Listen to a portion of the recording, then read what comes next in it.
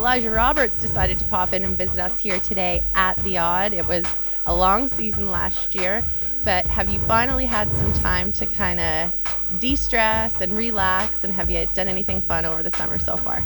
Yeah, it was a really long season, longest one I've had yet, but when I got back I just kind of took some time off to relax with my family, took some time off from the gym and skating, but now I'm back. I've been to a few Blue Jay games, concerts, and been hanging out with a lot of friends, but now I'm back to training and excited for that.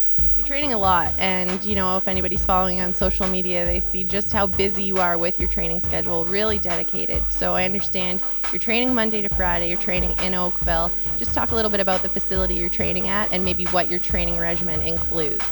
Yeah, I'm at BTNL in Oakville, and I'm staying at Sheridan College with a few guys in my agency, and it's Monday to Friday. I skate at 9:30 for 2 hours, and I work out for 2 hours, and then I kind of just repeat.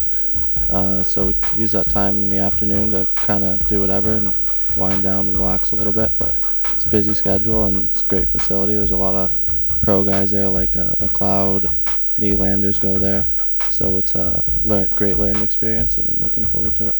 How does it compare when you're training as often as you are, like you are here in the summer? So you say you're going on the ice, say 9:30, Monday to Friday. You're doing a whole bunch of other things. You're doing off-ice stuff, you know.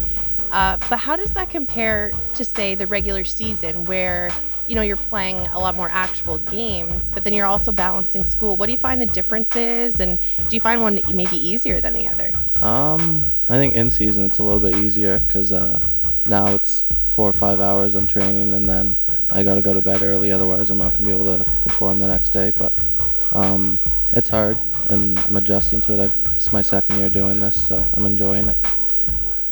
You're training, we alluded to this just a few minutes ago, that you're training with some guys that have, you know, got a taste of that pro level. Darnell Nurse was one of the ones that we saw on Twitter that you're training with, and with that comes a real opportunity to learn a lot. You know, these are guys that are beginning to reach or have reached the level that you're trying to achieve now. What sorts of questions do you ask guys like this, or what have you learned from them so far? Just watch everything they do, the little stuff, and then just learn from them, ask as many questions. They always want to answer questions for you, and just work your hardest and always try to get better.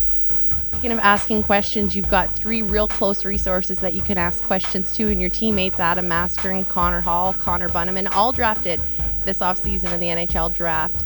With your NHL Draft year coming up, how are you hoping they'll help you going into your NHL Draft year? Well, I went to school with those guys, and I was really close with all 3 of them, so I talked to them a lot during the season.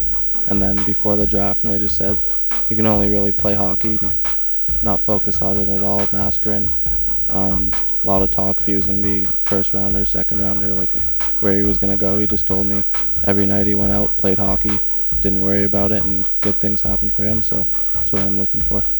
Last one for you. We saw the hairstyle, and a lot of people talking about it, you know, come the end of the season, throughout the playoffs, and then at the awards ceremony too. But as you can see, it's gone.